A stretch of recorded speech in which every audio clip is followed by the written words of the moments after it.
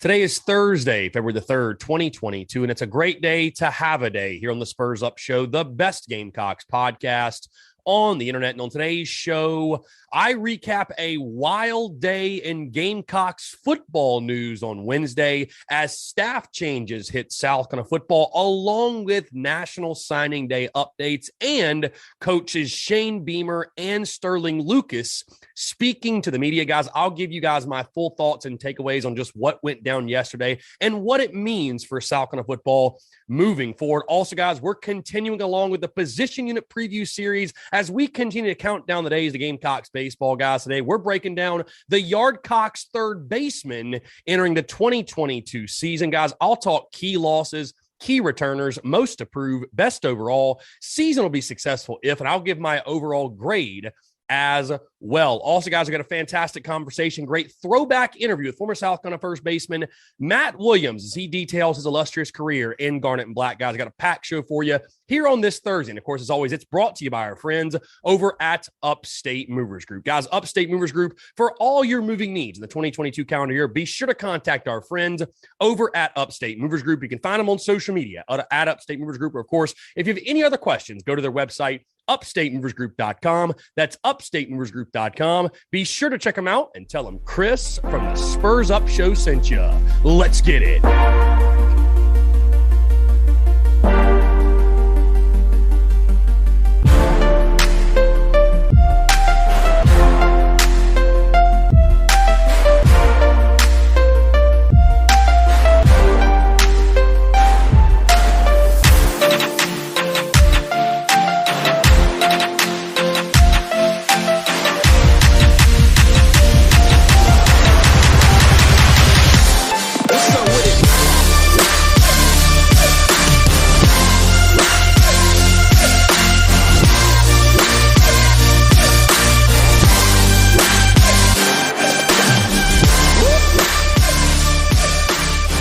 When it feels as if the world around you is going 1,000 miles an hour and you feel like you can't catch your breath, it's important to remind ourselves to stop, stay in the middle, remain at peace, not let our emotions get the best of us, and take a deep breath and remind ourselves it's all going to be okay. And folks, I don't just say that for you all.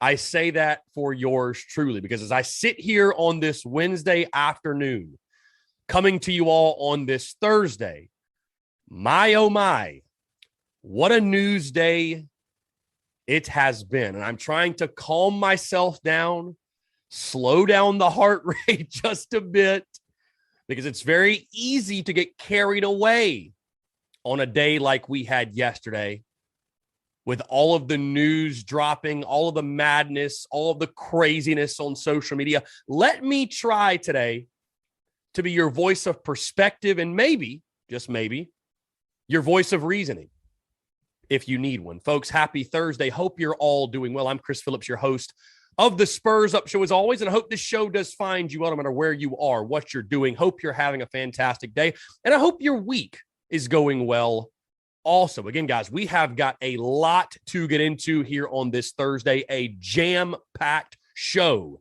here on this Thursday, February the 3rd. Before we do, guys, a couple quick housekeeping items, a couple quick reminders really quickly. Don't forget, this Saturday, South Carolina taking on the Tennessee Volunteers at Colonial Life Arena. We will be throwing a watch party at the Carolina Ale House location in Summerville, South Carolina. Guys, all my low country Gamecocks would love to see you come on out. We do have drink specials, food specials, also tip-off is at 1 o'clock. Yours truly going to plan on being there about 11:30 or so. Doors open at 11. So again, all the low country Gamecocks in the Summerville area would love to see you at that Carolina Ale House location. Again, all the details have been shared on social media. And again, guys, come on out. Going to be a really, really good time. Also, guys, want to make you aware in case you missed it, tsus.store, brand new merch has dropped. The Burgee Barrels merch, the Colin Burgess merch has officially hit our store. And folks, it is fire. So again, if you want to support Gamecocks catcher Colin Burgess, aka TSUS athlete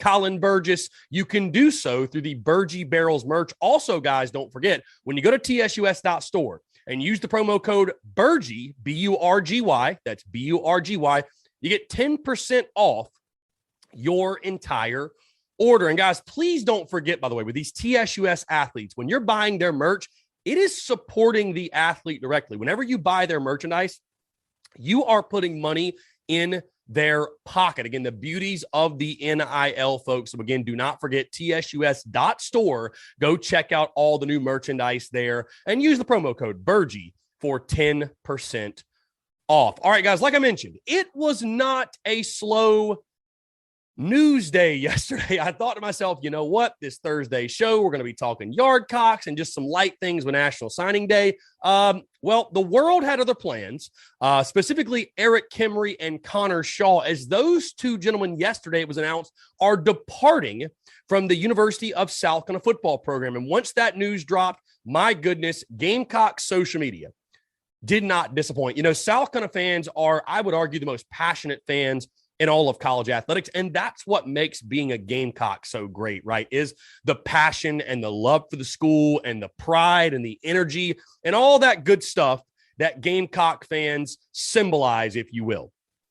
But social media had a field day in regards to the reaction. The sky is falling, the football program, what's going on? Marcus Satterfield, who else is leaving? This, that. Oh my God, we're doomed, doom and gloom.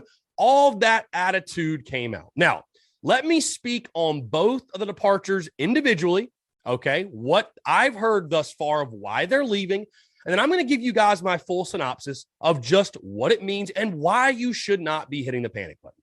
First, with Connor Shaw, okay, and Shane Beamer spoke to both of these, by the way. Shane Beamer, of course, speaking to the media, had a press conference at 2:00.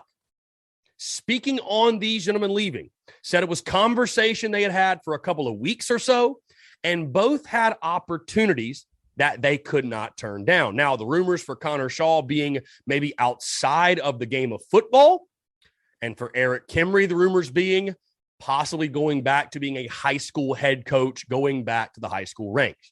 Now, I've had Connor Shaw on the show before. In case you missed it, we've had him on the airwaves. And I've had conversations with Connor Shaw. And Connor Shaw, guys, listen, this one's personal for me. It does sting and it does hurt. And I know it's hurting you guys as well to see these two guys leave. But it hurts to see Connor Shaw go because Connor Shaw is my all-time favorite Gamecock, guys. At least Gamecocks football player. He is my GOAT. I mean, I really look at Connor Shaw as the GOAT of Gamecocks football. So you hate to see him leave the building. You hate to see him leave the program. But conversations that I've had with Connor Shaw prior, what I picked up from them was this.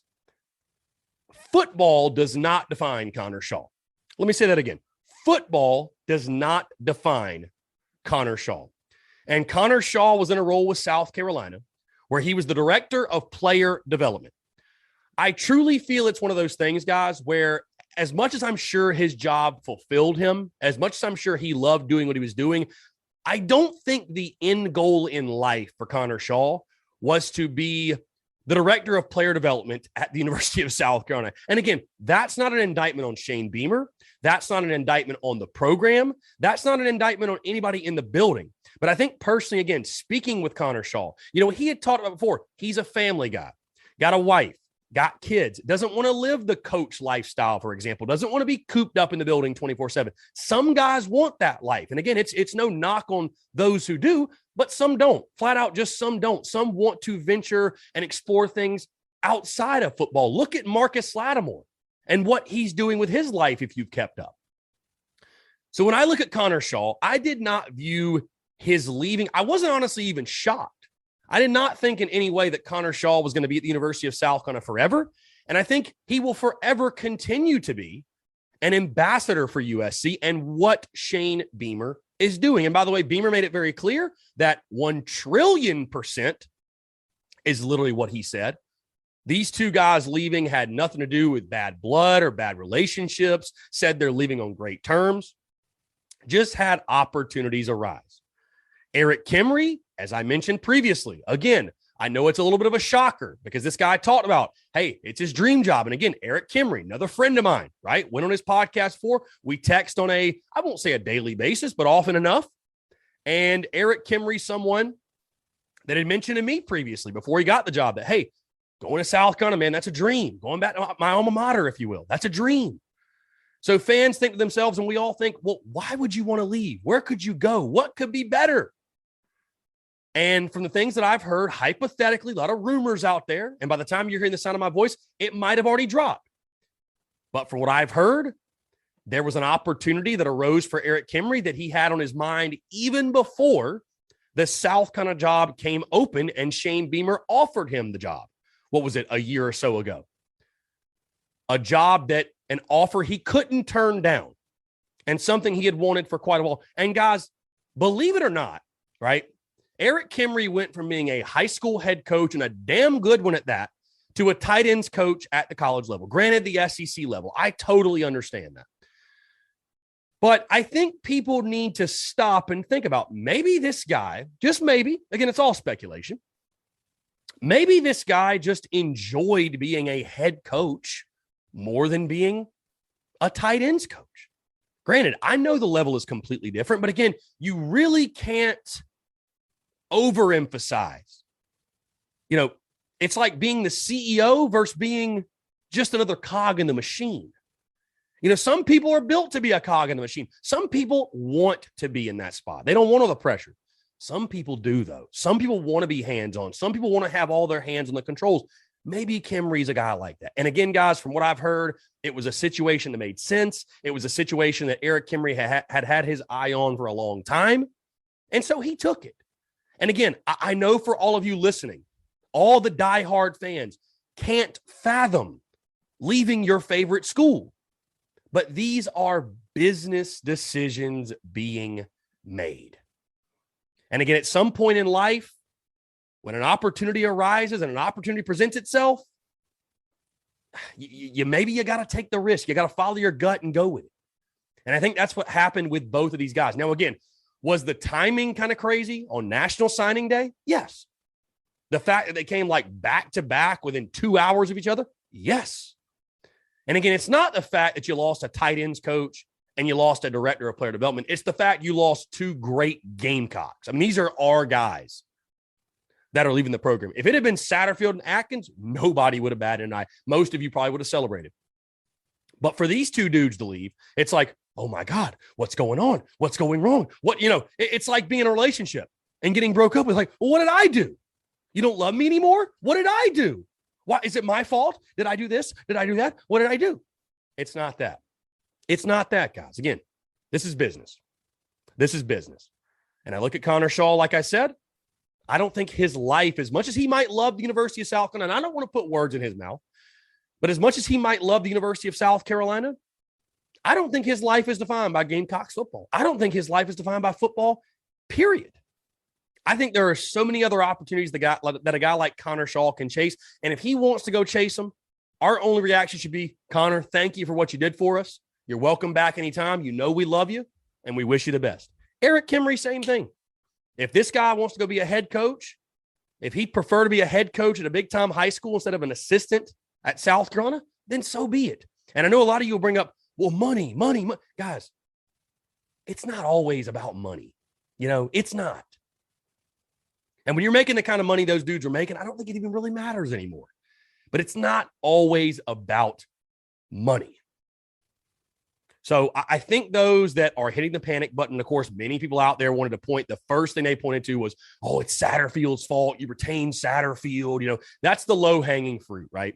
All the folks that hated Satterfield throughout the season and threw shots at him throughout the year, and who all had, by the way, had been quiet since the bowl game, all came out of their shells, all came out of their holes to throw some more mud on Marcus Satterfield's name. And again, I'm not being a Marcus Satterfield, stan, an apologist, a defender, what have you, whatever adjective you want to use, but to just simply cite that and to be doom and gloom and well, it's Satterfield's fault. It's y'all act like Satterfield is holding Shane Beamer at gunpoint to keep him employed. So I would ask you this. I'd turn the question on you. Does it make you raise an eyebrow to Shane Beamer that what if it is Satterfield's fault? And Shane Beamer saying, you know what, to hell with it. I don't care who leaves. I'm keeping Satterfield employed. And those two guys just left. Does it make you question Shane Beamer? Do you all of a sudden not like Shane Beamer anymore? And again, I don't think that's the case. But like that's almost kind of what you're insinuating when you say, oh, well, it's just all Satterfield's fault. Well, again, he's not holding Beamer at gunpoint. If Satterfield was that much of an issue, a cancer, where folks don't want to work for Shane Beamer anymore, come on. You think Beamer wouldn't cut ties? I refuse to believe that. And again, Shane Beamer spoke to the media. He spoke to the media and spoke on not necessarily exactly what Gamecock Twitter was saying, but somewhat close to it. Somewhat close to it. He said, quote, we got a lot of people that are choosing to stay here. And this wasn't like Connor and Erik leaving here because they're unhappy. Let me say that again. 1,000,000,000,000%. They are not leaving here because they don't like working here. Translation, they ain't leaving because they didn't get along with an assistant coach. They ain't leaving because they didn't like Marcus Satterfield. They're leaving because they had opportunities arise. So I would say to you all today, some of you that maybe, and I think most, from what I've seen at least on social media, most are calming down after hearing Shane Beamer speak and hearing him address the changes on the coaching staff. Because, I mean, like I said, guys, yesterday morning was a complete nightmare on Gamecock social media. People just freaking out. I think most are, saying, okay, Shane Beamer still got this. We've still got plenty of momentum. Nothing to worry about. We'll be good.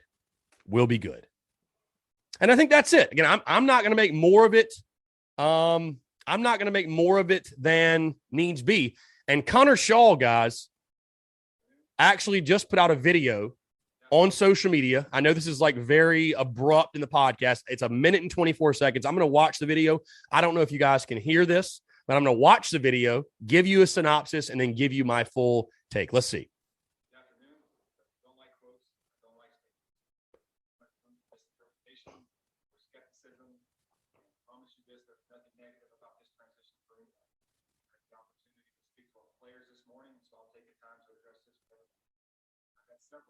Very productive and understanding conversations with Coach Beamer and our administration up to this point.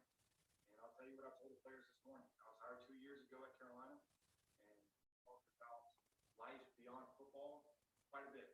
And life beyond football. Don't always come easy. But what we learned from this game,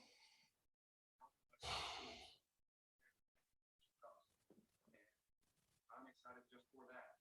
There's nothing quite like the game of football, and I will take everything that I learned, every experience, every moment into this new career. This decision to step away from the football program is solely because of the conviction I have that this is the best situation for me and my family. And I promise you this, I'm not going too far. I'll be here in Columbia. I'll still be very close. Going to be in Columbia, he says. Support Coach Beamer. Very grateful for what he's done in that football program. That he kept me on. Those players know that I will continue to be a resource for those guys. I love them. I love this football program. I look forward to finding ways to contribute to support and contact players. That's my GOAT right there. I don't know if you guys could hear any of that. You've probably seen it on social media to this point, but Connor Shaw, man, nothing but class. A legend, the GOAT. There's a reason he's referred to as the GOAT, the greatest quarterback in school history, and in my opinion, the greatest winner in Gamecocks football history. But again, guys, right there, it's right there. Again, he's happy with what Shane Beamer's doing, what's going on within the football program. Going to continue to be a resource for Shane Beamer in the program. But there's just other things he wants to do, man. There's other things he wants to do, and he talks about life beyond football and all that. But again, guys, I trust in Shane Beamer. I trust in Connor Shaw. I trust in Erik Kimrey, man. Kimrey, a great friend of mine. And again, this is no indictment on the program and nothing's going downhill. This doesn't get rid of any of the momentum we have. And I know Shane Beamer will make the appropriate hires, the necessary hires to get the best possible people in the building to help South kind of win and to win big, for sure. To win and to win big. As far as on the National Signing Day side of things, no really huge news. He did pick up a signing, from DQ Smith from Spring Valley. 3-star athlete, was a quarterback in high school, plans to play DB at the University of South Carolina. He'll enroll this August. So Good pick up there. Had a bunch of PWOs join the team, by the way. PWOs, man, it was crazy. They're rolling in. Kicker Jack Luckhurst, transfer from Arizona State. He is now enrolled. You also had running back DJ Twitty, the back from East Tennessee State, defensive back Noah Abrams, which is a high school kid, and linebacker Colby Bryant, which was a high school kid as well. And again, if I'm missing any, I do apologize. There's been so many PWOs that have rolled in here of late. It's been crazy and almost hard to keep up. But either way, guys, bottom line is this. I know it was a crazy day yesterday, much crazier than any of us expected. But you know what? We are in good hands with Shane Beamer. Nothing happens by accident. You know, I had people reaching out, Chris, the sky is falling. I even had someone, and I won't name him by name, but I'm sure he's listening to the podcast. I literally had someone text me and say, I'm hearing there is a mutiny. And I literally laughed out loud when I read that. Like, come on, man. Let's not overreact. Let's not push the panic button. Hey, whenever you hear news, just take it for what it is. Take it for what it's worth and let all the details come out. And again, I trust in Shane Beamer. I trust in what he's building. It's not about, we're just cozying up to Beamer. Like, I have no reason, guys. I have no reason to cozy up to Beamer. I'm not in the building. We're not credential media. We have accepted our role in regards to we are the what's the best way to phrase it? We are the pirate ship, right? We are we do not fit in the box of media, if you will. And I'm truly okay with that because, again, I've had productive conversations with Shane Beamer, others on staff. Again, we know we are valuable to the University of South Carolina, the football program and all athletics and what's going on in Columbia and throughout the state of South Carolina. But again, I don't have to cozy up to Shane Beamer. I can take any angle I want to, but I truly am confident in what Shane Beamer's building, and I trust all the decisions he's making. I don't think anything happens by accident, and things are being handled behind closed doors. And in my opinion, you should share that sentiment with me. We are in good hands. We are in good hands. That is not guaranteeing any certain number of wins. That is not guaranteeing any championships. But, folks, we are in good hands moving forward. This football program is in good hands.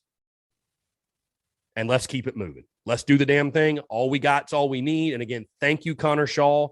Thank you, Erik Kimrey. Obviously, welcome back in Columbia anytime. And again, I'm excited for the future of South Carolina football. Also, guys, Sterling Lucas did speak. No huge takeaways. Again, glad to have him in Columbia. Really excited. I'm just curious to see how he's going to handle the recruiting side of things coming from the NFL game to our game. But other than that, happy to have him on. Welcome home. All right, guys, let's move into some Yardcocks baseball before we close this thing out. Before we do, though, I want to say about our friends over at Home Field, because, again, in case you missed it, the big drop on Saturday, University of South Carolina, part of the Home Field collection. And again, our new sponsor, Home Field. They offer premium collegiate apparel brand out of Indianapolis, incredibly comfortable, officially licensed apparel with vintage college designs. Guys, Home Field is kicking off big new Saturday season 3, where they launch a new school on their site every Saturday for 8 weeks straight. And South Carolina is week 3. Guys, Home Field digs through the archives and history of your school to find unique logos, mascots, and moments to make thoughtful designs for your school. Guys, again, the launch is this Saturday, February the 5th. This Saturday, February the 5th, you'll see it on social media. Going to be huge. The South Carolina collection, guys, which is fire, has 13 pieces of apparel in the collection, including t-shirts, hoodies, crew necks, and they're all vintage marks. Again, guys, I've got my stuff in from Home Field. It's incredible. The quality, the comfort, the designs, they all stand out. It's going to be one of your favorite pieces and certainly going to be in your rotation of merchandise you wear, along with your TSUS merch, by the way. But hey, as I've said before, going to hit the wallet. We're here to help you with that. New customers can get 15% off their purchase from Home Field with the promo code SPURSUP at checkout at homefieldapparel.com. Again, guys, that's promo code SPURSUP for 15% off at homefieldapparel.com. And again, we appreciate those fine folks at Home Field for partnering with the Spurs Up Show. All right, guys, let's talk about the Gamecocks. Third baseman as we count down the days to first pitch, just 15 days away until toe meets rubber and the boys are back on the diamond. When you look at the third base position, guys, going around the infield, and this is the last position. We're closing out the infield today here on this Thursday. Key losses, and you lose everyone that played an inning at the third base position. Brennan Malone, Jeff Heinrich, Michael Robinson.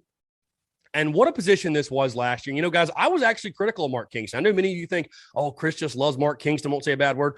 I was critical of Mark Kingston, just how he handled this position, because it truly was a revolving door. But I looked at it at both sides, because on one hand, yes, I wish Mark Kingston would have stuck with someone.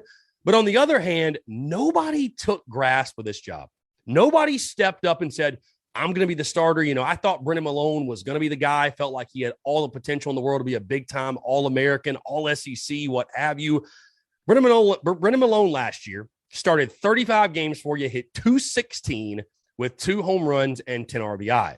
Jeff Heinrich played a little bit of third, hit 220, 1 homer, and 10 RBIs. And then Michael Robinson, who started just 6 games, played in 21, hit 154 with a ribby. And that is it. So it was a revolving door of who's going to step up, who's going to get hot, who's going to take that third base position, who's going to be the man at the hot corner. And simply put, no one stepped up. So Mark Kingston and company, like I said, I know they mishandled that third base position, but they knew they had to go out and get someone because, again, all 3 of those guys transferred, in case you missed it, including Brennan Malone, who led the charge going to Oregon. So going to be very intrigued to see how he does. But the big addition, because when you talk key returners, you've got a freshman in Vitas Vinicius, you got a freshman in Carson Hornig, but the dude who's going to be the dude at the hot corner, Kevin Madden, the Virginia Tech transfer. Again, somebody I'm really excited about, a big-time ball player. Again, played his baseball in the ACC, someone who is familiar with playing big-time Power 5 ball. And again, I think he's going to be your guy. No question. There's no secrets. This position is about Kevin Madden. When we move into most approved and best overall, though, my most approved is actually not Madden. It is Vitas Vinicius. And I'll tell you why, because I've watched this kid in scrimmages and inter squads. And this is someone that while I don't think he's going to be an everyday guy, he's not going to be your day-to-day third baseman. Dude has shown some pop. He's wearing number 28. And I tell you what, he fills out that jersey just like Wes Clark did. Dude's got some serious pop. I think he can be a slugger for you. And again, as a true freshman, there's always a lot to prove when you're in SEC baseball. Can he provide some depth for you at the hot corner? That's my biggest question, because again, as much as I like Madden, as much as I think Kevin Madden is going to be a huge boost for this lineup and this baseball team, you do need somebody behind him to, just give your guy a day off and provide some depth. So again, Vitas Vinicius, always questions when there's a freshman, but can he be a dude that steps up, shows off that power? Again, I could see him, guys, being a guy that even as a pinch hitter, hits 3, 4, 5 home runs for you. A really big-bodied kid. You look at him on the roster, I'll tell you right now, 6'4", 230 as a true freshman out of Lockport, Illinois. Went to Baylor School and actually Tennessee. So I think he's from Illinois, but went to high school in Tennessee. Either way, though, big-bodied kid, 6'4", 230. I'm really intrigued to see what he can do and how he can help this ball club. Guys, when you talk best overall, again, it's no secret. Take all the dramatics out of it. The third base position belongs to Kevin Madden. He will be your opening day third baseman, and I fully expect him to man the hot corner for every game this year. And you look at what he did, guys, at Virginia Tech. This isn't just like somebody where you're like, oh, well, he kind of just played a little bit at Vatech, and he was sort of a contributor, and we just hope he can be better. Here, guys, this dude last year started 52 games. Started 51, played in 52, right? Started 51 games last year, hit 313 for the Hokies with 4 home runs and 37 RBI. So again, the home run numbers don't jump out at you, but that 313 average does. And I know some of you may say, well, that was the ACC. This is the SEC. Guys, the ACC is not that much worse than the SEC in baseball. That's impressive when you think about how you struggled. And I talked about the guys, the averages of the dudes that left. A 313 average. Watching this kid in scrimmages, in inter squads, very professional in the field. I think he's a very, very solid glove, has a really good arm, I think a plus arm. And then at the plate, again, from what I've seen, again, I have not seen a ton of him, but from what I've seen, really professional at bats, is going to go over the balls pitched, not going to do too much. Again, I think that's why you see the home run numbers. They aren't as great as they could be. But what would you rather have? A guy hitting 313 with 4 homers or hitting 260 with 12 homers? I'll take the 313 average after what we went through last year. And I think those home run numbers, by the way, will go up. Playing in Founders Park, playing in a lot more warm weather, I think undoubtedly those power numbers will go up. But again, guys, Madden, a huge boost for this ball club. And it was a huge pickup when they picked him up. Again, a 300 hitter at the Power 5 level, a no-brainer addition. Again, I fully expect him to be your everyday third baseman moving throughout the 2022 season. When you move in, a season will be successful if, and again, it all has to do with Kevin Madden. And I'm setting very realistic expectations for this kid, But I think a 280 or greater average and double-digit home runs. That's a little bit of pressure on him now after hitting 4. But I do think, guys, like I said, being in Founders Park, which is a Cracker Jack box, should benefit him a lot. It gets a lot warmer down in Columbia than it does up in Blacksburg. I think that's going to benefit. But if he can give you that, man, if he can hit 280, I mean, I would be giddy. I mean, guys, after last year, I don't know if my expectations are just that low when it comes to hitters. But if you can go from having 3 dudes barely hitting their body weight to having a hitter hitting 280 at the hot corner, I will gladly take that again. I think the glove's going to take care of itself. I think he's going to be a leader in the clubhouse for you as well. Again, I talked about glue guys. I think this is going to be one of your glue guys, one of your leaders. And again, really excited to see Madden play. That leads me into my overall grade, guys. And again, the only question about Kevin Madden going into this season is playing SEC baseball.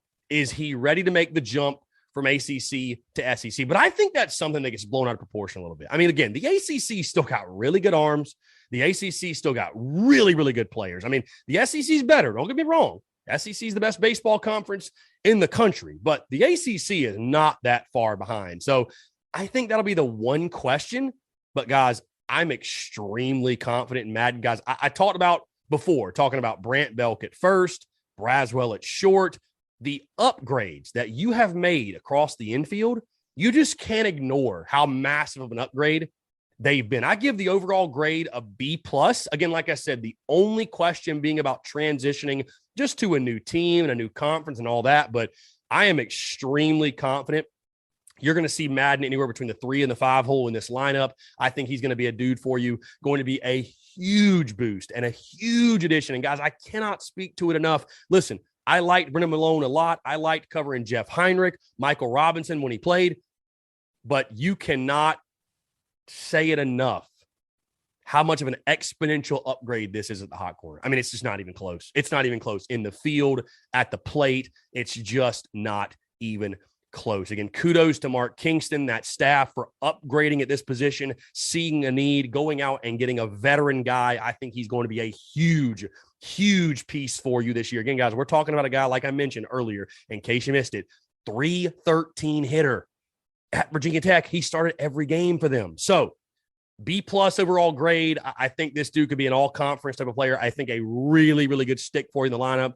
really good glove as well. And again, I'm excited for what Kevin Madden brings to this baseball team. Again, guys, I know there's uncertainties. I know there's unknowns on Mark Kingston's squad, but let me just say this. Do not buy into the people that tell you how bad this team's going to be and this and that. It's because they're scared of the unknown. There's a lot of unknowns with this team, but I'm telling you again, like I talked about first base, third base, it applies also, guys. I mean, it's night and day the way you've upgraded these positions, the way you've enhanced these positions at the plate, in the field, leadership-wise, everything. So overall grade B+. I think he's got a chance to finish with a higher grade than that. And again, guys, very excited to watch Kevin Madden, the positive impact he has for Gamecocks baseball. So again, guys, I want to hear from you, your thoughts on the third base position, your thoughts on Kevin Madden, what overall grade you would give, your most approved, best overall, what have you, any feedback you might have. Also, your feedback on Gamecocks football, your thoughts on Connor Shaw, Erik Kimrey. Leave it all in the comments below. Again, I appreciate you guys, your feedback, and would love to hear from you guys. That's going to do all for me here on this Thursday. But before you go, hey, don't go anywhere. We're not done yet. Fantastic conversation. A great interview. Former South Carolina first baseman Matt Williams, who joined me about 2 years ago to break down his career at South Carolina. Again, guys, we'll be getting back to the new unique interview starting next week. Just been a crazy week here on the home front. But again, plenty of awesome content coming your way. Again, guys, appreciate you all tuning in. Thanks so much. Have a great rest of your Thursday and enjoy this conversation with former Gamecocks first baseman Matt Williams. I'm glad to get down to business and let's talk some baseball. Absolutely. So I want to start back for the beginning for you, man, because you're an in-state guy from Honeopath, South Carolina.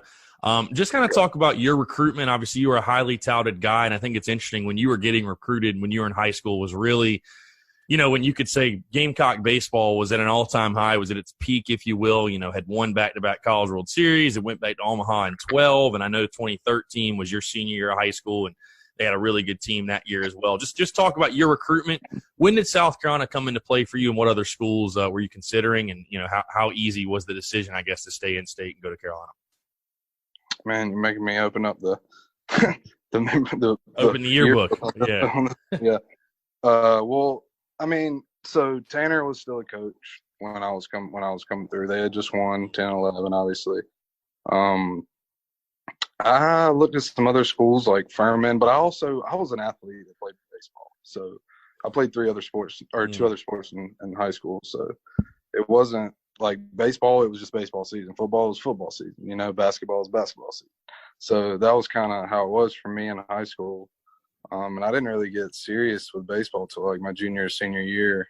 And I actually they offered me a walk-on spot. They didn't have any spots. South Carolina didn't. So I took that, and I was looking at like Furman. I looked at other couple places like Newberry, football. There was a couple D2 schools that wanted me to play football as well. Furman also wanted me to play football, but I didn't know what I wanted to do, honestly.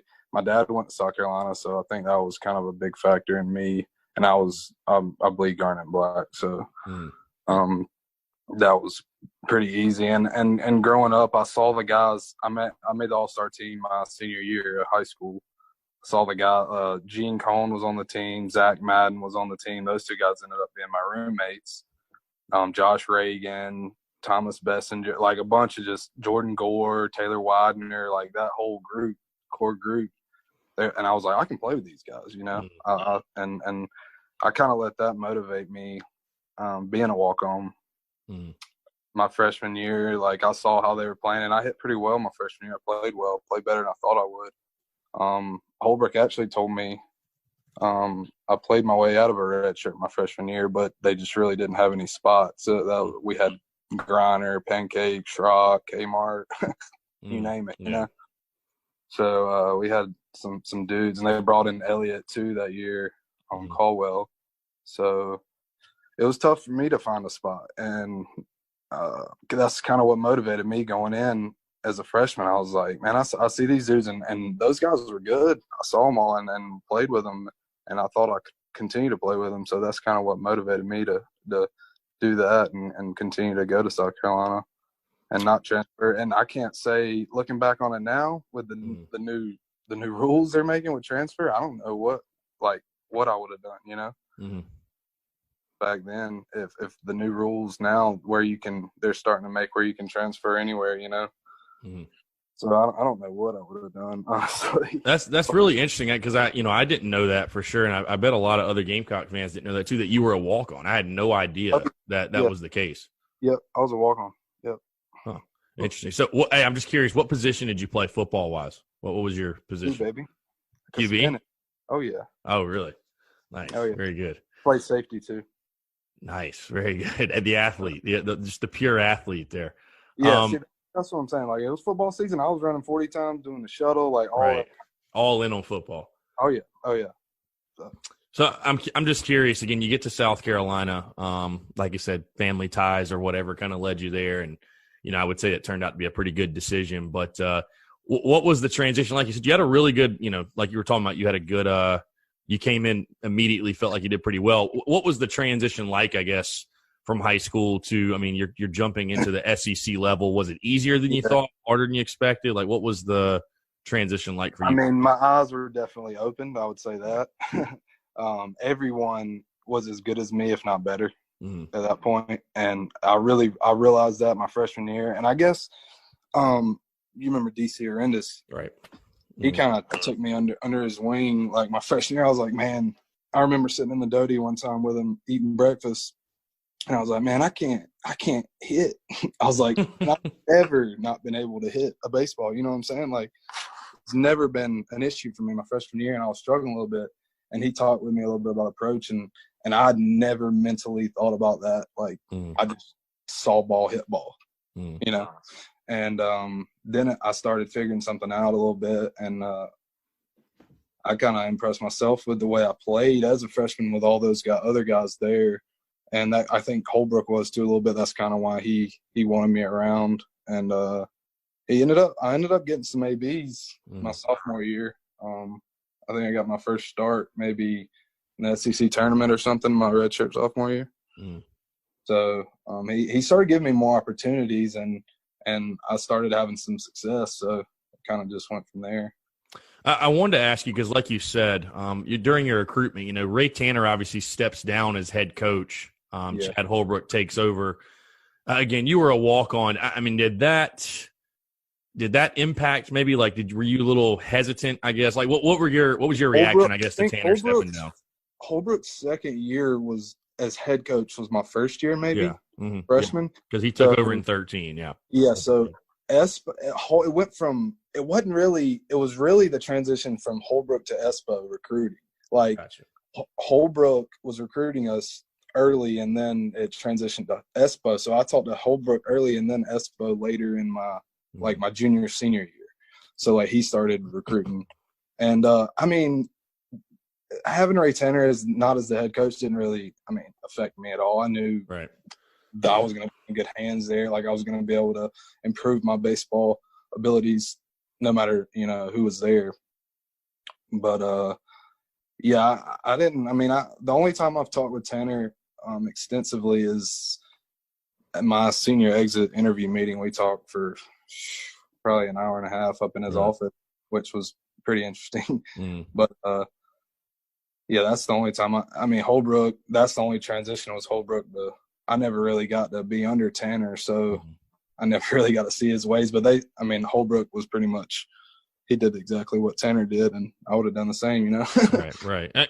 What was your relationship like with him, Matt? Because, it's interesting. Your career, it's funny. I was thinking before this interview, I was like, man, it felt like Matt Williams was at Carolina for a while. And you look at your career, you were there for a while, for sure. You saw a lot. You saw the highest of highs, the lowest of lows. You saw a coaching change. And, obviously at Carolina, everything you do is under a microscope, especially – complete staff wipeout. Yeah, complete staff wipeout for sure, going in that 18-year. But everything you do at Carolina, especially on the baseball side, is under a microscope, especially following up. I know you guys would probably argue too. When you think about it, it was a little unfair almost what you guys – the standard, which, you love it. You love the standard that is Carolina baseball. But following up, you never want to be you never want to follow up the legend. I think that's the problem that Chad Holbrook ran into. Yeah. But what was your relationship like with him? And I guess, again, you saw him go under some heavy, heavy criticism. Constantly. I guess what was that like, and just overall your relationship with him, and just your thoughts on Coach Holbrook? Like you said, at Carolina, there's a lot of pressure. So no matter, there's people right now that want Kingston fired. That's how much pressure there is, which is a little absurd. But it's crazy. Like you said, I think. One year we went to Super, the next year we didn't make it. And then the next year we went to a Super, the next year we didn't make it, or something like that. Or vice versa maybe. But there's a lot of pressure. There's a lot of pressure in the SEC, and especially at South Carolina in terms of these past 4 to 5 years, just because it's coming off the back end of the 10 and 11 and those guys. For me, I didn't really think about it as pressure. That motivated me. I wanted to be great like those guys, you know what I mean? That's how I thought about it. Because I grew up watching them. They were my idols. I'm coaching with Landon Powell now, and I grew up watching, which is, that's almost a dream come true to me besides playing the show, Right. Because, I've wanted to do coaching my whole life, and my dad's been a coach his whole life, so it's kind of runs in my blood. But as far as Coach Holbrook goes, it's kind of a touchy subject for me because, he left and we all kind of felt responsible, because it's ultimately how the team performs. The coach doesn't he's not out there playing, Right. And we didn't dislike Holbrook. Some of the things that we heard towards the end, we didn't really necessarily agree on, what was going on. But then again, it's a business, it's his livelihood. So he's got to do what he's got to do. And I respect Coach Holbrook to this day. He was a great coach for us. He motivated us. He was a good players coach. He was easy to be around, easy to talk to. I don't have really anything bad to say about Coach Holbrook. I mean, towards the end, but the whole Bush situation is me and him kind of bumped heads about that. When Bush stepped down after that whole debacle, which was, and I will say, a pop-up between me and Hunter Taylor, and it was his ball. So I'm gonna go ahead and just put that on Hunter. But You talk about the Bush debacle. Was that because I've heard something about that? I feel like before. What was they got in an argument? Basically, is that? They got in an argument in the dugout, and Bush showed his ass, which he knows is. I mean, I love Bush. Bush is my dog. You know, like he was in there hitting with us in the cage every single day. Like he's the man. But he also was roommates with a guy that went to BHP, and my dad coached Matthew Lecroy. He played with the Twins with him. So we kind of had ties there too. So they were roommates on the road. So Bush kind of took me under his wing too. And him and DC, I would say, kind of helped me out. But the Holbrook thing, I mean, it was a pop-up between me and Hunter Taylor. It dropped right where Holbrook normally would stand right there. And Bush freaked out because Holbrook freaked out on us. Bush was standing up for us, and he kind of showed him up. And I mean, you can't do that to your head coach, no matter who it is or the situation, and emotions were flying, but like, it is what it is. And Bush ended up stepping down, and me and Holbrook kind of bumped heads because he knew I liked Bush a lot. Like he knew that was my dog. And, but I don't think like Bush leaving affected like us or me really. I mean, obviously it created a little team turmoil, but like we talked about it. We had team meeting, like whatever, yada yada, and we moved past it. So like that's how it was, and that's kind of how I look at it. I don't really have anything bad to say about Holbrook. Like I respect him as a coach, and I respected him when I was playing for him. I mean, I busted my balls for him. So that's how I kind of think about that situation. For sure. So, Matt, I want to move on the field because, like you said, you're a guy growing up. You know, your dad went to Carolina. You bleed garnet and black.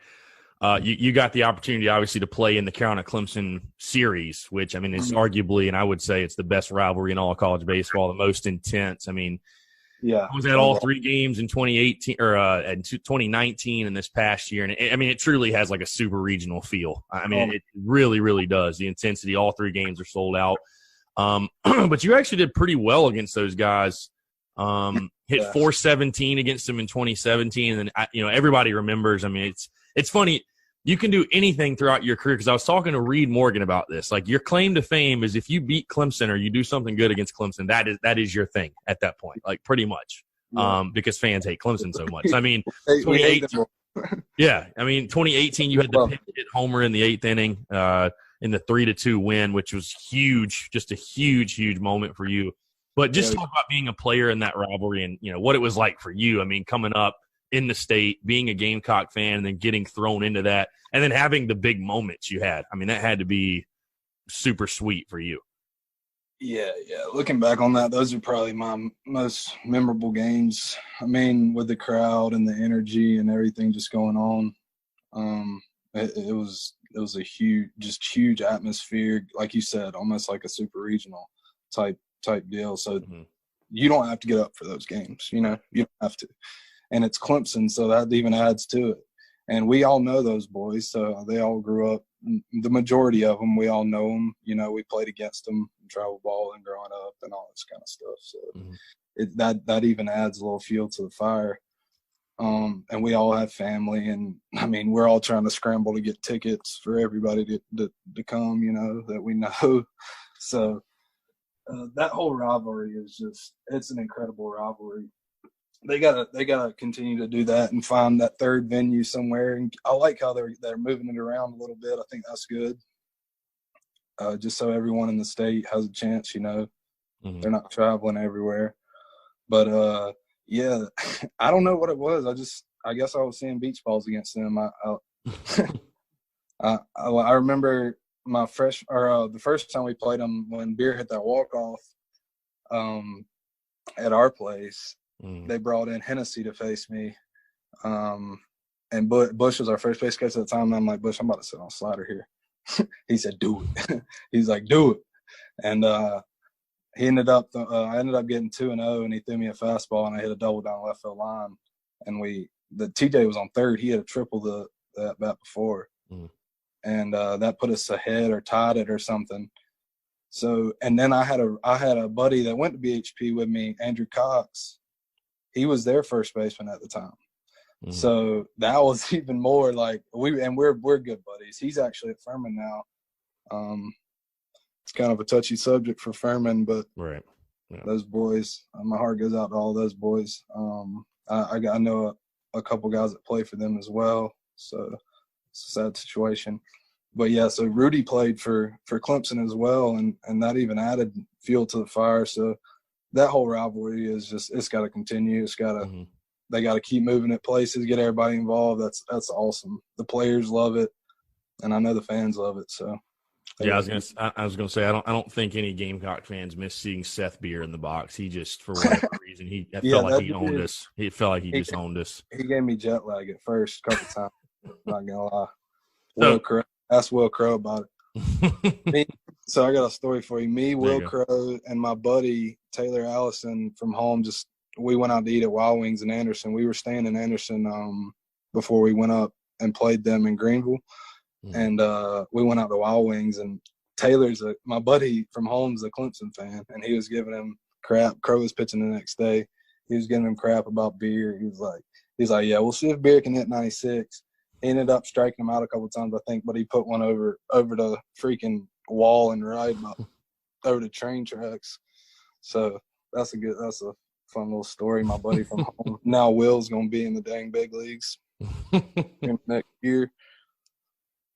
For sure. So real quick, deep dive into that home run you hit against Clemson. I mean, again, you're just watching the replay here. You know, you got the pitch you wanted, turned on it. It was a bomb over the bullpen. What'd you see? Did you know it was gone as soon as you hit it? And I guess just the emotion. And then you guys win that game on a walk-off.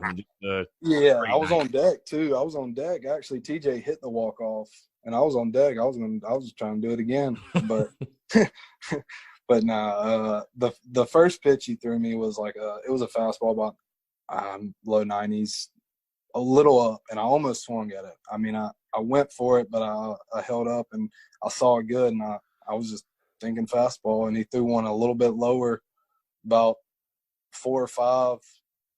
Well, a 4 would be middle, so 5 like a little away, maybe a ball off the middle of the plate, and it was about belt high, and I just let it loose.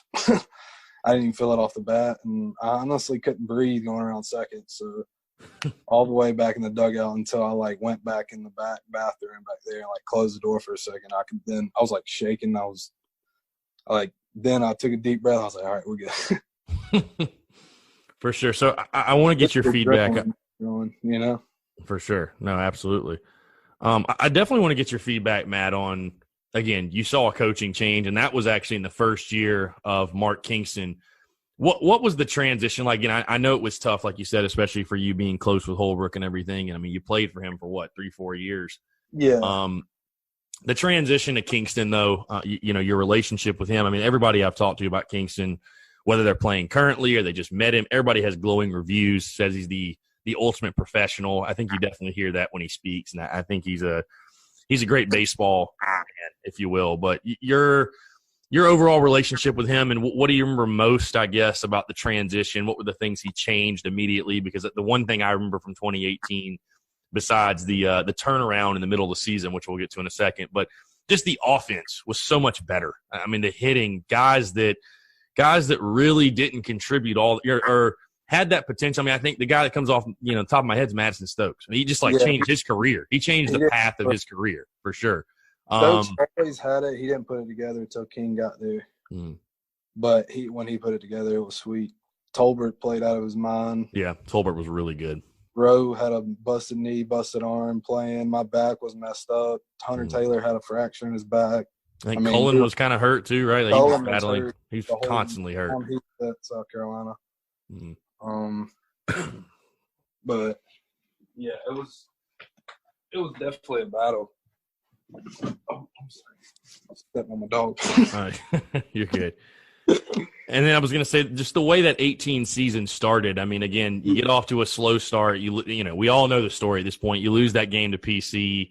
Kingston rips you guys pretty much, and all of a sudden, it just the switch is flipped. First came in, I don't know if you know the story about this, but Tanner, he called about eight guys in that had been there for a while, me including, Tolbert, I think Cullen was there, TJ, maybe Sawyer, and maybe Stokes. There was a couple, maybe one or two other guys, but we met him in the new lounge, and Tanner brought King in for the first time. He was bringing him around campus that summer before he was hired. We basically interviewed him for like an hour and a half. Really? Till Tanner came back in there and was like, "You guys done?" He's like, "Y'all gonna talk all day? I gotta show him the rest of campus." What was your first? I guess in that moment, your first so like takeaways. We were just trying to pick his brain. We wanted to make sure we had the right guy for like that we want to play for. Right. And he showed us respect. He answered the questions like we were asking him with ultimate just intelligence of baseball knowledge and everything. Like he was so respectful, and like it was like you weren't going to cross him, but he wasn't going to cross you. You know, it was like a mutual thing. You gave him respect. You were going to get it in return, and you kind of had to show that to him. But I mean, the guy always had his door open. Like you could go in there and talk to him whenever you wanted. He helped me get this job at North Greenville, so like my ultimate respect is with King. I mean, he's the man. I think he'll be able to get to where they need to go. I think he's the right guy. He knows what it takes. I mean, he's been there. He's been all around coaching. Like his resume's solid, you know, as you know. Yeah, for sure. But I mean, the dude, you have to respect. He's one of those guys, like when he walks in the room, everyone shuts up. Mm-hmm. And like the eyes are on him and his eyes are on you, you know? So it's like one of those type of deals. But he was also like a big brother to us. Like we go out there and laugh and at practice, but when it was time to work, it was time to work, you know? Right. Yeah, he definitely just, you know, going to just seeing him. I mean, he definitely is a guy that seems like he commands attention. You know what I mean? Like he's there's just certain people that they have that aura about them, I guess. He definitely seems like he's one of those guys. Well, what would you say? Is there, you know, because again, the story has been well documented and have had some of your former teammates talk about the whole losing to PC. But is there one thing you would point to that necessarily changed? I know you guys had like all the fun stuff taken away, basically the lounge and all that crap. But I mean, was there one thing like on the field that you would say changed, or was it simply you think it just finally clicked, showing up to work and, you know, I mean, baseball's a funny game. Not to knock PC. I think we were embarrassed, and that kind of looked like instead of tucking our tails and hiding, we were like, well, that shouldn't happen again.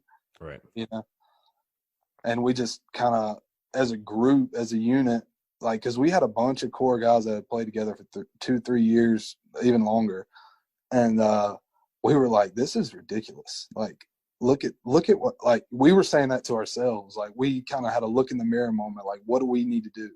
And everything from that point on was like just spot on. Everything was like every requirement we were trying to meet was just we were doing it. And like, because certain drills we would do, for example, like we would do like a 27-out drill or something, and every error we made, we had a sprint or something. And we were determined not to make one. If we did one, we would run 2 sprints or whatever, you know, like we would double the punishment just to lock in just that much more. Right. So, and I think that from practice we did that, and then that just went into the game, and we kind of just got hot, you know, at the right time.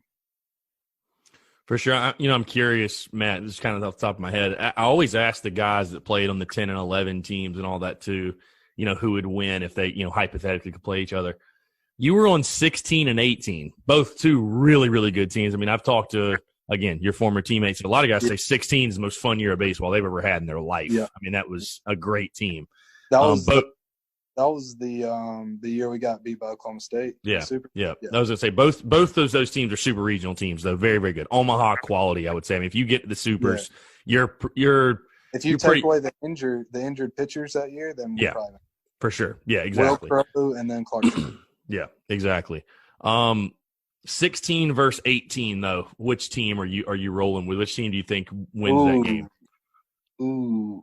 Are we talking healthy? Well, yeah, just healthy Whittle peak teams. Yeah. Oof.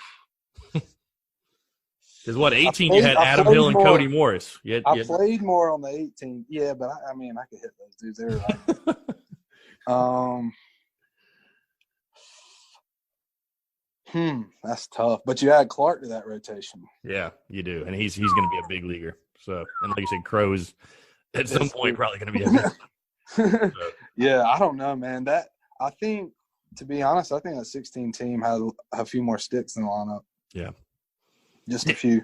I'll tell you, man, I really think that's what did Holbrook in too, was not just like that 17 team getting so much hype in the, like that team was fourth in the country. Y'all were fourth in the country in the preseason. Like, yeah. I think that's what made it so, and people were arguing that was the best South Carolina rotation ever with Schmidt on Friday, Crow on Saturday, and Adam Hill on Sunday. I mean, it really, when you look at it on paper, one of the best ever, for sure.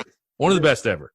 I mean, 100%. Yeah. So I don't know, just kind of random, but I remember that. I think that's injuries did hurt us. I mean, it killed that team. That injuries killed that 17 team for a while too.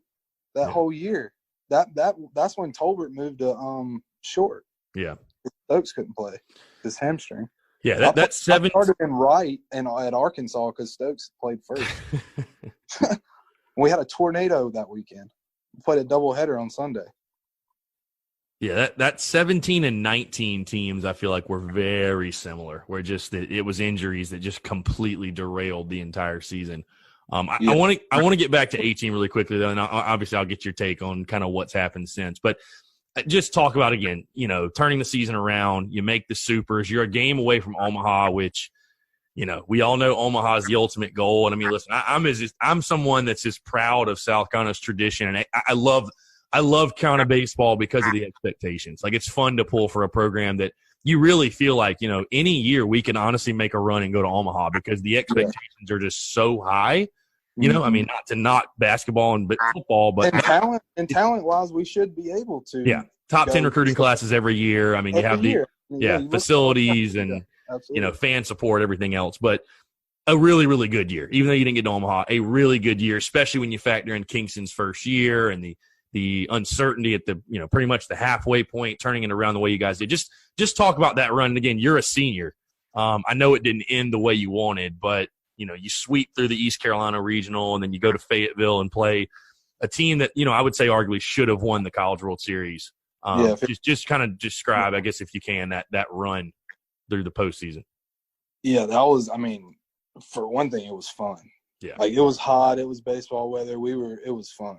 We were all, it was a grind the whole year. That's what we had been playing for. We were all exhausted, but that's what made it fun, We had grinded the whole year to get there. And we had some huge performances from different guys. Like, it felt like it was a different guy every, game just about that was delivering big hits. Like Danny Blair, he hit one. Yeah. So that East Carolina regional. And those are some good teams. That Wilmington team was good. And East Carolina, I think, was like one of the best hitting teams in the country. Yeah. Carolina was like hitting 330. It was incredible. So we went in going like, these dudes are good. We didn't really take them for granted, even though like East Carolina, which their baseball history is pretty good as well. But we went in like kind of with a chip on our shoulder. Like we were a 2 seed or whatever we were. We were 2 seed, I think, right? Yeah. Yep, 2 seed. Yep. Yeah. So we went in like we're not the best team in this regional. Like we got to prove it.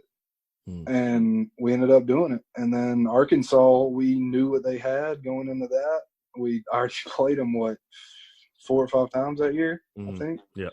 So we knew what we were going to see. We knew it was going to be a battle. We had already played at Arkansas once. So we felt like not that we had an upper hand, but if anyone in the country could do it, we could do it, is what we kind of was our mindset, going into Arkansas. Because of our prior knowledge that year on playing them and what they had and all that kind of stuff. And if I was going to say, if I remember correctly, that series like went down to games. Like that was I remember, I don't Yeah. I think you guys lost 2 of 3. I don't think you got swept, but it was like 2-1 and 3-1. They were very close games at Arkansas too. At So, Arkansas, like, yeah. Beat him that Friday night. Because yeah, Logan that's right. Chapman That's right. hit the fucking game of his life. Use my French, but he shoved that game at Arkansas against one of the best hitting teams in the country as a freshman. And we won that game. Had a tornado on Saturday. Came back Sunday, played 2 7-inning a double header. And ended up they were both close, real close, but the weather was terrible. It was like 40 degrees, wind was blowing like 30 miles an hour. It was terrible. So it was a rough weekend to play, and we were going back in good weather. Like we had known what they had. We were familiar with the park, like all that kind of stuff. We knew that the venue was going to be incredible. I mean, they had thousands of fans sitting outside of their place, like when we were taking BP. I'm talking thousands.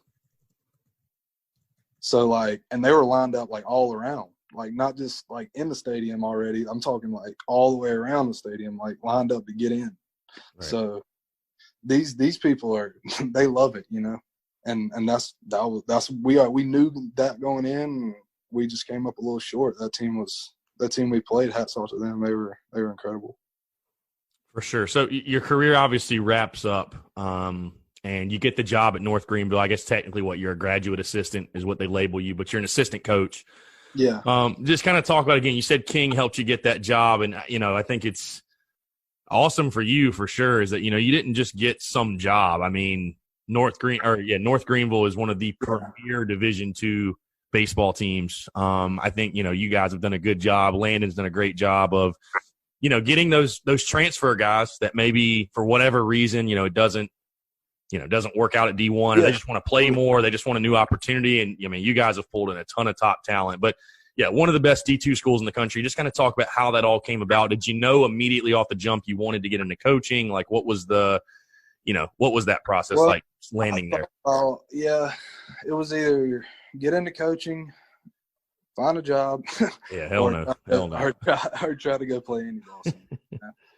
And I probably could have – I mean, Coach Couch and some other coaches were trying to help me out, like, with that. And I thought about it, and I didn't know if it was worth it. I wanted to just try it out in coaching for a little while and see what that would see how that would work out. And I talked to King for, I don't know, an hour or so in his office about what he thought I should do and got his input on it. And we were talking about North Greenville, and he said, "You want me to call in?" And I'll text him right now. And he sent him a text. He ended up texting right back, and Landon called me like that afternoon or something. And from then, it was like a month later, over the summer, I went up there and because I had never been up there. I knew they were a good Division II school, but I didn't know how good. Every field they got up there is turf, you know. Right. Football, soccer, everything. So they just built $1 million baseball facility, like a lounge and a seating area and stuff for baseball. So it's getting really nice. You know, it was nice before they brought in the talent. Now they've built it and now they got it, you know? Right. And there's even more plans to do like another $1 million upgrade to the baseball area too. So that's even more incentive for the future. But Landon and even Coot Langus too. We have Jonathan Coot Langus. He played at South Carolina as well. Played with the Reds. Pitched for the Reds. Was a center fielder at South Carolina. Couldn't hit in the minors, so they moved him over, and he could sling it on the bump. He ended up striking out Barry Bonds. Wow, that was a story for you. Yeah, that's impressive. But yeah, he played with Griffey and them. So those two, Landon and Coot, those guys are fun to be around. First off, second off, their baseball knowledge is incredible, through the roof, just because they did it. You know, Landon caught a perfect game in the show. Like, that's awesome. So, like, you know what I'm saying? They've done it. They've done everything that you could do in baseball. Like, so just that, they have that type of aura about them too. Like, I grew up watching those two. So, and now it's, like I said earlier, it's kind of a dream to coach with them. But yeah, they turned the program around. I think this is like his 6th year maybe.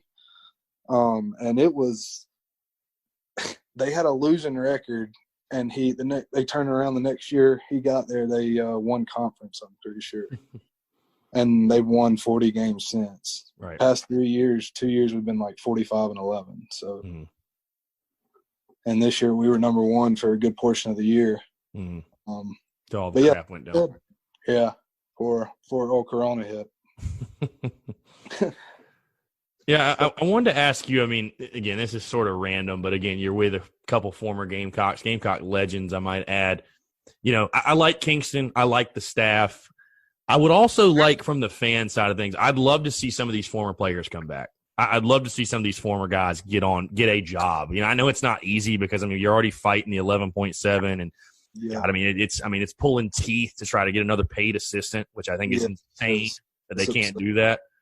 But you know, there's a lot of former Gamecocks coaching. I mean, I don't know. I think it'd be cool to have some of those guys in some capacity. Again, you can't bring them all back. It's just impossible. You can't hire solely because of that. But I don't know. I'd like to somehow see that be incorporated. Maybe one day. Maybe one day we can see it down the road. Yeah, one day, hopefully. I mean, I want to see them win just as much as the next guy. Right. You know, I bleed it. So I want to see him win, and whoever gets up there and makes it happen, makes it happen. I mean, I think King can do it.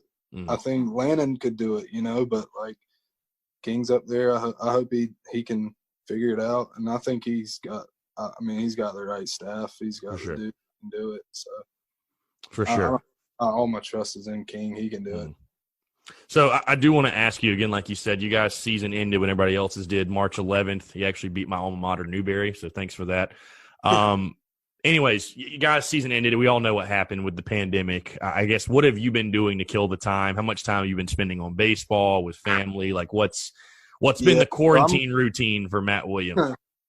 I'm living in Greenville right now. My parents are back home, but I'm living with two other guys that coach with me, and you know, I've had to find stuff to do, you know, to make ends meet, and other, like you said, we've been playing video games. I've been doing whatever I can, but I've also been driving a little bit with Bite Squad. Nice. Yeah, I think just try to make a little buck, you know. So that's about all I've been doing. Really, just hanging out at the house. I've been going home on the weekends some. It's getting hot, so I've been going out to the lake a little bit. But other than that, just trying to pass the time, stay to myself, keep 6 feet apart, I guess. That's what they say, right? For sure. Something like that. I'm going to Folly Beach this weekend, so I don't know. We'll have to work on that whole 6 feet thing or whatever. Yeah. Quarantine, whatever it is.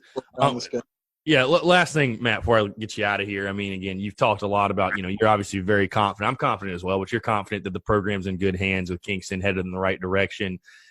It's such a shame because, I know you're busy and you don't get to watch a ton, but again, you're a Gamecock, and those are your boys. I mean, that were out there, you know, last year and then this year.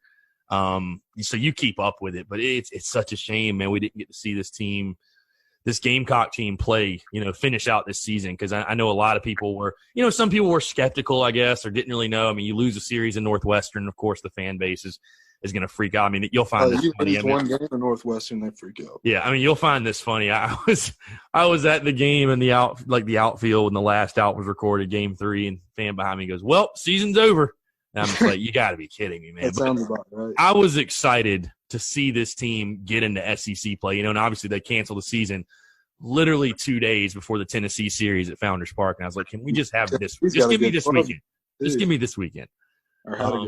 Yeah, I was excited, man. I thought this team was going to surprise some people. They definitely had some boppers, you know. I think they had the lineup that could do it, and defensively they were pretty good as well. Yeah. Just all those arms that haven't thrown, you know, like that's the only thing I would say that would be the issue. But letting them throw and through the season is what, you know, what gives them that experience to get them towards the end of the year. So I guess we'll never know, you know. Yeah, but, I mean, I was excited to see Carmen Majinski pitch through an whole SEC season. I mean, it's crazy. It's not an indictment on him, obviously, because he could, you know, he was hurt in 19. Yeah, he couldn't help it this year, but he's probably going to be a first-round draft pick, and he never really threw an SEC game besides Arkansas. I mean, never got the opportunity. Yeah. It's crazy. I never really thought about that. Yeah. That's almost like Clark. I mean, Clark pitched and would pitch well, but he was a first rounder, and they knew he's about to have Tommy John. Yeah, I mean that's the Or ultimate had sign of already had respect, Tommy right? I mean, Yeah. So that I is mean, I don't know, but it is what it is, you know. Yeah. Last thing, I actually ended on this. Your guys have been affected by it at North Greenville, South Carolina's guys, because I know I'm keeping up. I'm thinking, who's coming back? Who's going to leave, go to the draft? And I mean, I've heard rumors of certain guys. I mean, Carmen's gone. There's no question about that. But, Thomas Farr's definitely got that option. He's a guy that bumps 95. Yeah. Brandon Jordan's going to have that option. I don't know about – and then you have other guys that are just like these grad transfers. Like I think of Beaver and Bowen. Is Khalil going to come back? Like, can you even imagine, like, I guess you can because you're there. You talk to these guys, your players and probably your former teammates, stuff like that. But I just can't even imagine being in that position, like your season getting cut short and then there's only going to be 5 rounds in the MLB draft. And then you have the uncertainty.